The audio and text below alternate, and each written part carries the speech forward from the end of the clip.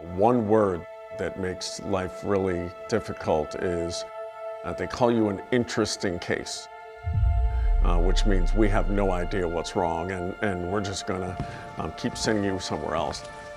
Many times we talk about what makes companies different, how do you define the culture. For me, for us, it really starts with, I'm a rare disease patient and I suffer from an autoimmune disease.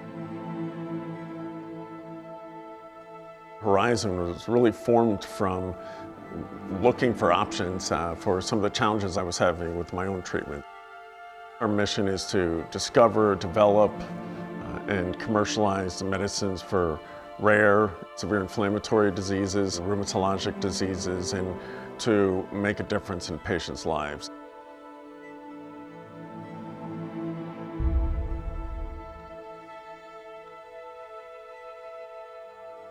So Horizon's commitment in the rare disease space is really to focus in on underserved patient populations in places where there are real unmet medical needs, where there are suboptimal or even no treatments whatsoever. Rare disease really is a specialty for us. We understand these patient populations and we're deeply motivated by being able to bring something transformative to these people's lives. I know what I went through and the fact that I didn't get a lot of help through my struggle. 10 years of seeing 100 doctors without a diagnosis and without any relief of my symptoms. I know we have to better understand what the patients are going through. One of the things that I really appreciate about Horizon's approach to R&D in the rare disease space is what I like to call practical innovation. It's a realization that being brand new isn't the only way to bring innovation to a space. And one of the things that I think we do exceptionally well is really understand the needs of rare disease patient populations and try to come up with ways of not only developing new therapies that can serve those patients, but also understanding how to continuously improve on the medications that we already have and make them more patient-friendly, more convenient, easier for patients to use and benefit from.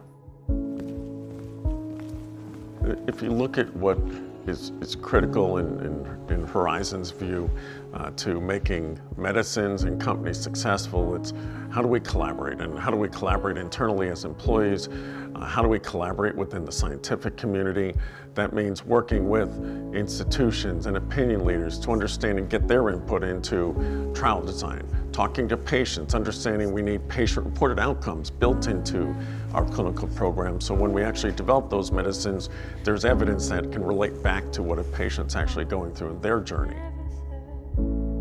I think we really do have a distinct and differentiating degree of insight into patient population, and this is the result of a lot of focus and work on building those relationships with patients and their advocacy organizations. When we're working with the community of people who are impacted by a disease, the feedback that we get, that we always strive for, is that you really listened. You really took the time to understand where I'm coming from, what it's like for me on a daily basis to live with this disease, what my challenges are. And we're always striving to create programs, resources, education that wasn't created necessarily by us, but was created by the voices and the experiences of people who are living with the disease. Horizon worked together with the community to create the first ever Thyroid Eye Disease Awareness Week. And we did this really by working with people who are living with the disease and leading advocacy organizations. All came together to spend that week raising awareness of all of the critical issues and challenges that people living with thyroid eye disease face. We've got the gift of adoption, which is focused on helping provide support for families to adopt children with rare diseases. And this is just an amazing program. And every time we get to see one of these stories of the families, I tear up, and I think everybody else does too. Another program that I personally have been involved in and really inspired by is, locally speaking, the Next Gene Girls program. This is really focused on providing opportunities in science for up-and-coming girls, particularly from underprivileged areas. When the pandemic hit in the beginning of 2020, we heard from people throughout the community that telemedicine was becoming increasingly crucial and really the only option for some people who are immunocompromised, dealing with very challenging rare diseases, to be able to connect with their healthcare professional. And so we were able to work together with our patient advocacy partners to find some programs that we could support that would provide low cost, or in some instances free computers and Wi-Fi, so that people could access their healthcare professional via telemedicine.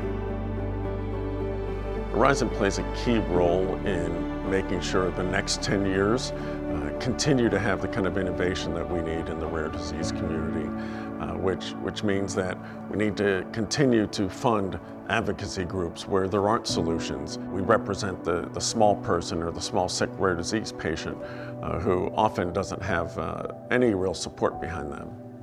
And we need to continue to innovate in these small rare diseases, because if we don't, then no one will